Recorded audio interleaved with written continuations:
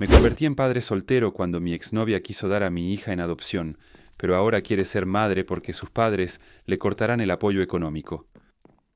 Todo este caos, que terminó por redefinir quién soy como hombre, comenzó hace unos 8 meses. Era un martes cualquiera, gris y monótono, cuando mi teléfono vibró sobre el escritorio. El nombre en la pantalla hizo que el corazón se me detuviera un segundo. Trini. Para que entiendas el contexto, llevábamos casi 3 meses separados. No hubo gritos ni platos rotos al final. Simplemente la vida nos llevó por caminos distintos. Yo me gradué y volví a mi ciudad natal por trabajo, y ella seguía en la universidad. La distancia y las etapas vitales diferentes enfriaron lo que habíamos construido durante año y medio. Fue una ruptura madura, triste, pero necesaria. Por eso, su mensaje ese martes me heló la sangre. Necesito hablar, no por texto. ¿Videollamada? Acepté y corrí a mi apartamento. Cuando su imagen apareció en la pantalla, pixelada y pálida, supe que no era una charla casual. Se veía diferente. Había una pesadez en sus ojos que no reconocí. No se anduvo con rodeos. Estoy embarazada, soltó, de 16 semanas. El mundo se detuvo. Hice las cuentas mentales rápidamente. Sí, era mío, indiscutiblemente. Ella lo sabía desde hacía un mes, pero necesitaba tiempo para procesarlo antes de decírmelo. Mientras yo permanecía mudo, ella desplegó un discurso ensayado. Lo había analizado todo: economía, estudios, futuro. Su conclusión era clínica y firme. Voy a darlo en adopción, dijo, mostrándome folletos de una agencia. Es la única manera. Tengo que terminar la carrera. No puedo descarrilar mi vida ahora. Me miró esperando una reacción. Te apoyaré en lo que decidas, le dije. Las palabras salieron en piloto automático. Se supone que es lo que un buen hombre debe decir, ¿no? Es su cuerpo, su futuro. Ella exhaló, aliviada. Pasamos la siguiente hora hablando de logística fría, fechas, finales de febrero, ocultar el embarazo en casa de sus padres, clases online. Cuando colgamos, me quedé mirando la pared en la oscuridad, sintiendo un vacío inmenso. Durante las semanas siguientes, mantuvimos una rutina de mensajes extraña. Ella me enviaba actualizaciones médicas como si fuera una secretaria, informando a un jefe distante. Todo normal. Ritmo cardíaco fuerte. Me habló de la agencia de adopción boutique que eligió y de los perfiles de familias perfectas que estaba revisando. Trini parecía entusiasmada con resolver el problema de forma altruista. Quería una adopción abierta, recibir fotos una vez al año. Me preguntó si quería ayudar a elegir a la familia. Dije que sí, pero nunca abrí los archivos que me envió. Me daban náuseas. Entonces llegó la noche que lo cambió todo. Estaba intentando dormir cuando sentí una presión física en el pecho, una angustia visceral. Mi mente empezó a proyectar una película que no podía apagar. Imaginé a mi hija siendo criada por extraños. Imaginé a otra persona enseñándole a andar en bicicleta, curándole las heridas, leyéndole cuentos, cosas que mi padre hizo conmigo y que yo, en secreto, soñaba hacer. Me levanté empapado en sudor y pasé la madrugada investigando términos legales, adopciones impugnadas, derechos del padre biológico. Lo que encontré fue aterrador. Si quería detener la adopción tendría que luchar. Pruebas de ADN, abogados, tribunales, y tendría que hacerlo contra la voluntad de Trini. Me sentí enfermo de culpa. Ella tenía un plan perfecto para salvar su vida. ¿Quién era yo para arruinarlo? Pero la alternativa era peor. Mi hija creciendo pensando que su padre no la quiso. Empecé a hacer cuentas. Precios de guarderías, presupuestos, seguro médico. Estaba tan desesperado que llamé a mi madre a las 2 de la mañana. Mamá, ¿crees que podría criar a un bebé solo? Días después fui a verla. Me preparó la cena y me habló con brutalidad necesaria. Te apoyaré, hijo, pero entiende esto. Trini no va a jugar a la casita. Vas a ser un padre soltero. Trabajarás a tiempo completo y cuidarás a un recién nacido. No dormirás.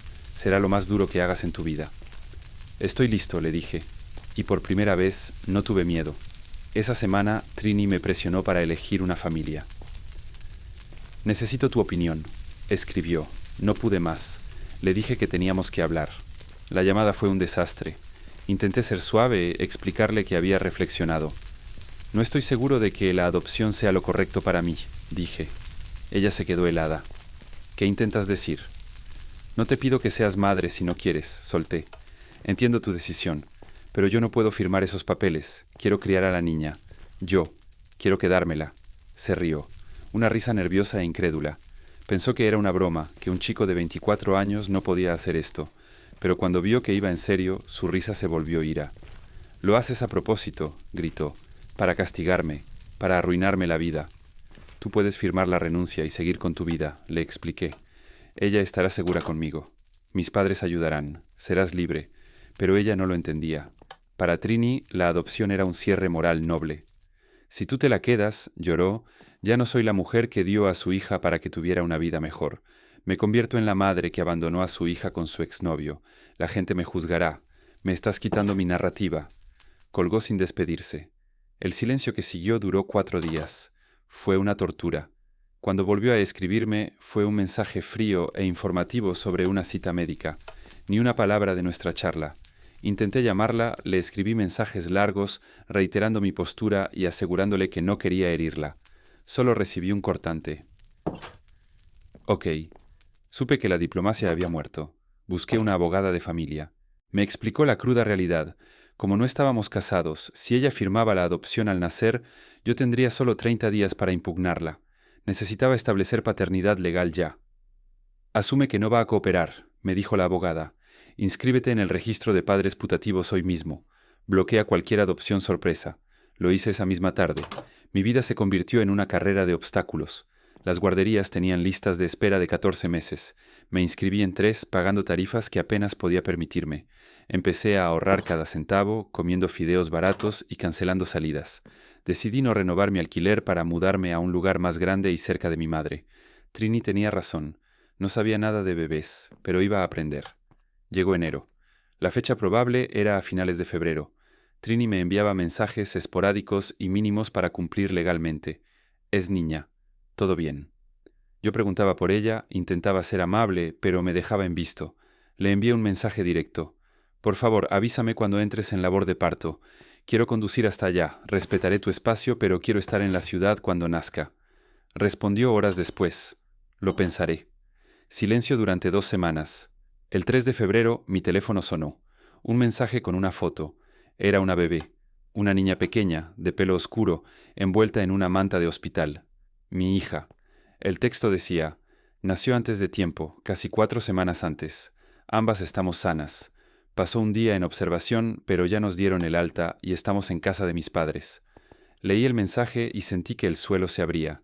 Si ya estaban en casa y estuvo un día en observación, había nacido hacía al menos 3 días. Me había perdido el nacimiento. Me había perdido los primeros días. No me avisó. La llamé desesperado. «Buzón». Le escribí reclamándole. Su respuesta fue una puñalada. Todo fue muy rápido y caótico. Además, sentí que merecía unos días a solas con mi hija antes de que tú vinieras a llevártela para siempre. Era lo justo. Lloré de rabia y alivio en el suelo de mi cocina. Mi madre no podía acompañarme por trabajo, así que mi hermana se pidió días libres y salimos de madrugada. El viaje de 6 horas fue pura tensión. Repasaba escenarios terribles en mi cabeza. ¿Me dejarían entrar? ¿Habría firmado ya algo? Llegamos a su pueblo y rentamos un Airbnb. Le avisé que habíamos llegado. «Vengan esta tarde a las 4», respondió seca. Esas horas de espera fueron eternas. Finalmente fuimos a su casa. Trini abrió la puerta. Se veía agotada, ojerosa, pero allí estaba, sosteniendo el pequeño bulto rosa. Sus padres estaban detrás, en la sala, como guardias de seguridad. El ambiente era irrespirable. Nadie sonrió. El padre de Trini me dio la mano con una frialdad absoluta. Su madre ni me miró. Nos sentamos en el sofá, como intrusos. Trini se sentó frente a nosotros, acunando a la niña protectoramente. Me incliné para verla. Dormía. Era diminuta, perfecta. Tenía mi nariz. Y aunque el aire en esa habitación estaba cargado de odio y resentimiento, en ese momento supe con certeza que quemaría el mundo entero antes de dejar que me la quitaran. La guerra acababa de empezar. El aire dentro de la casa olía a cera de muebles antigua y a un silencio hostil, de esos que pesan en los pulmones. Estaba sentado en el borde de un sofá de terciopelo beige que parecía demasiado caro para sentarse, con las manos apretadas entre las rodillas para que dejaran de temblar. A mi lado mi hermana mantenía una postura rígida, como un soldado en territorio enemigo. Frente a nosotros, en una butaca de orejas, estaba Trini. Se veía más pequeña de lo que recordaba, pálida, con ojeras profundas que contaban la historia de noches sin dormir y una carga emocional que la superaba, pero mis ojos no estaban en ella. Estaban en el pequeño bulto envuelto en mantas de franela rosa que sostenía contra su pecho como un escudo. Ahí estaba, el motivo de la guerra, el motivo de mis noches de insomnio, mi hija. Los padres de Trini montaban guardia detrás de ella, de pie con los brazos cruzados. El padre, un hombre que alguna vez me había palmoteado la espalda y ofrecido cervezas en las barbacoas, ahora me miraba con una frialdad absoluta, como si yo fuera un intruso que había venido a robar la plata de la familia. Su madre miraba fijamente por la ventana, negándose siquiera a reconocer mi existencia. Nadie dijo felicidades. Nadie ofreció agua. El único sonido era el tic-tac de un reloj de abuelo en el pasillo, marcando los segundos de una tensión insoportable. ¿Cómo se llama?, pregunté, mi voz sonando ronca en la habitación silenciosa. Trini bajó la vista hacia la bebé. No le hemos puesto nombre, dijo en voz baja. En los papeles de la agencia solo figura como bebé niña. Pensamos que sería más fácil así. Para la despedida. Esa frase me golpeó como un puñetazo físico. Para la despedida. Para ellos este momento era un trámite final, el último obstáculo antes de borrar el error y seguir con sus vidas perfectas. Para mí era el comienzo de todo. Mientras miraba esa carita dormida, mi mente retrocedió, rebobinando la película de desastres que habían sido los últimos 8 meses, tratando de entender cómo habíamos pasado de ser una pareja universitaria enamorada a ser enemigos en una guerra fría por una vida humana. Todo este infierno comenzó un martes cualquiera, hace 8 meses. Yo estaba en mi apartamento, recién llegado del trabajo, cuando mi teléfono vibró con un mensaje de Trini. Llevábamos 3 meses separados. La distancia tras mi graduación había erosionado lo nuestro, pero habíamos terminado bien, con madurez y respeto. O eso creía. Necesitamos hablar. Es importante. Videollamada, por favor. Cuando su cara apareció en la pantalla de mi portátil, supe que algo iba mal. No era la Trini vibrante que conocía. Estaba apagada, gris. Estoy embarazada, soltó sin anestesia. De 16 semanas. Recuerdo la sensación física del shock. El mundo se inclinó sobre su eje. Hice las cuentas mentales frenéticamente. Sí, era mío. Ella continuó hablando, llenando el silencio con un discurso que claramente había ensayado 1000 veces. Me explicó que lo sabía desde hacía un mes, pero necesitaba tener un plan antes de decírmelo. Y vaya si tenía un plan. Era un plan clínico, eficiente, diseñado para minimizar daños colaterales. Voy a darlo en adopción, dijo, mostrándome folletos brillantes de una agencia boutique. Es la única salida lógica. Tengo que terminar la carrera. No puedo ser madre ahora. No quiero ser madre ahora. En ese primer momento, aturdido y cobarde, asentí. Te apoyaré, le dije. Era la respuesta correcta, ¿no? La respuesta del hombre moderno y comprensivo. Es su cuerpo, es su futuro. Vi el alivio inundar su rostro. Vi cómo sus hombros caían al liberarse del peso de mi posible oposición. Pasamos una hora hablando de logística fría. Ocultar el embarazo, clases en línea, fechas de parto a finales de febrero. Colgué pensando que estaba haciendo lo correcto, pero la conciencia es un animal nocturno. Esa noche y las siguientes no pude dormir. Sentía una presión en el pecho, una angustia visceral que me despertaba empapado en sudor. Mi mente, traicionera, empezó a proyectar futuros alternativos. Veía a mi hija creciendo en una casa ajena. Veía a otros padres, desconocidos con sonrisas perfectas, enseñándole a andar en bicicleta, curándole las heridas, leyéndole cuentos. Veía mi sangre, mi herencia, siendo borrada y reescrita por extraños. No pude soportarlo. Me levanté una madrugada a las 3 a.m. y me sumergí en el abismo legal de Internet. Busqué derechos del padre biológico, adopciones impugnadas, registro de padres putativos. Lo que encontré me aterrorizó. Si quería detener esto, tenía que luchar con uñas y dientes.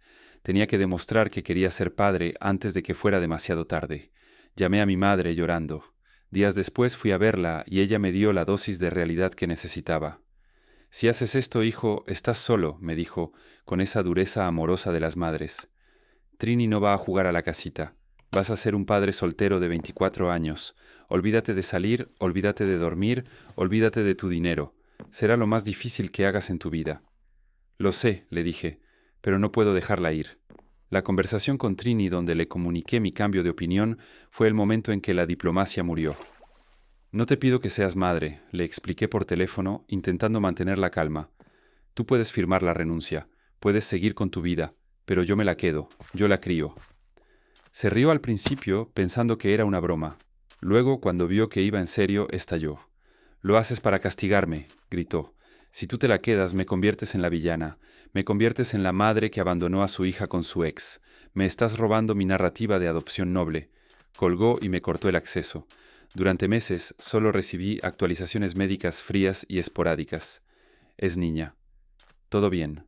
Me preparé para la guerra. Contraté a una abogada, me inscribí en el registro de padres putativos para evitar que dieran al bebé en adopción a mis espaldas, me apunté a listas de espera de guarderías que costaban una fortuna y empecé a ahorrar cada centavo, comiendo fideos instantáneos y cancelando mi vida social.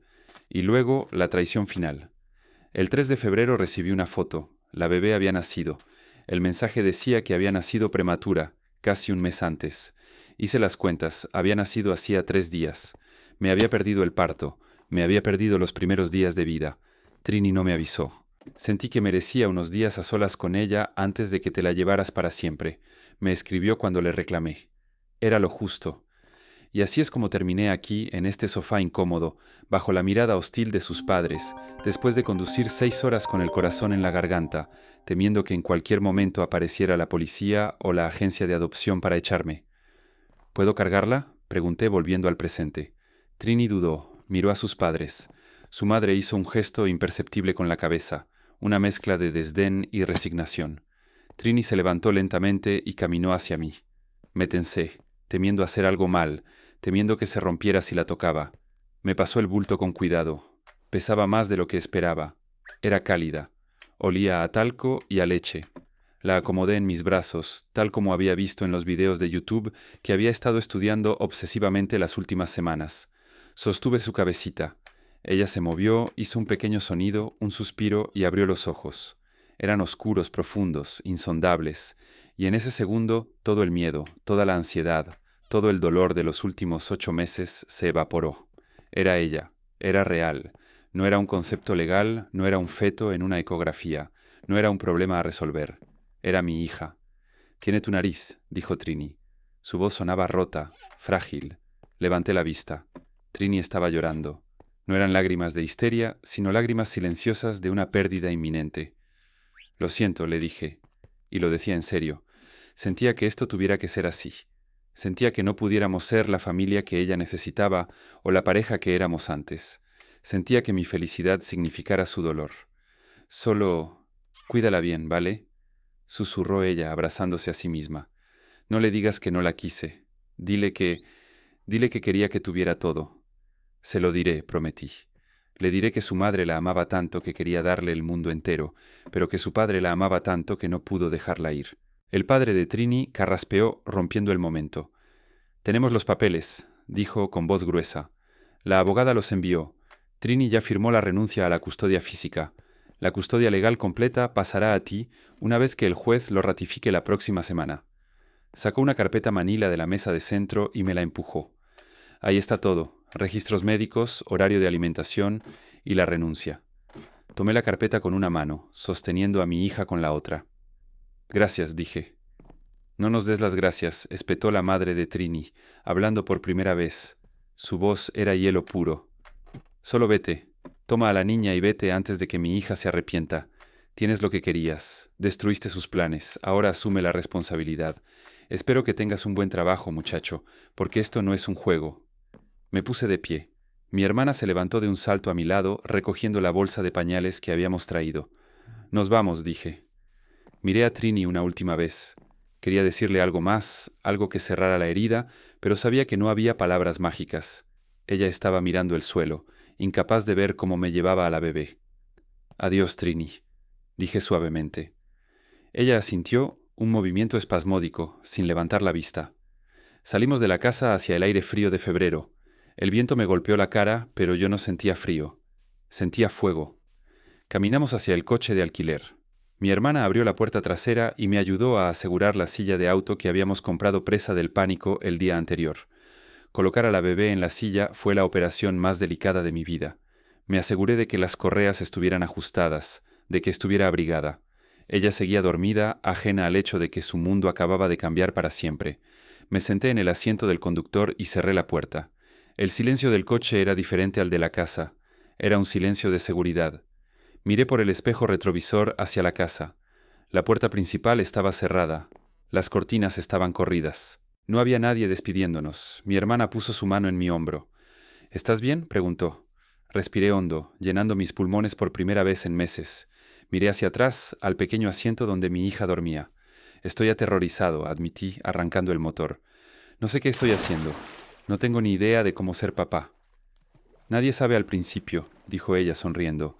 Pero aprenderás, no estás solo. Puse el coche en marcha y salí de la entrada, alejándome de la casa de los padres de Trini, alejándome de la vida que pude haber tenido si hubiera sido más cobarde, y conduciendo hacia un futuro incierto, agotador y absolutamente aterrador. Miré una vez más por el espejo retrovisor, no a la casa, sino a los ojos cerrados de mi hija. Vamos a casa, le susurré, y por primera vez en 8 meses supe que todo iba a estar bien, porque la sangre no se borra, la sangre llama, y yo había respondido. Gracias por ver y apoyar el canal, suscríbete si quieres más historias como esta, de verdad lo agradezco muchísimo.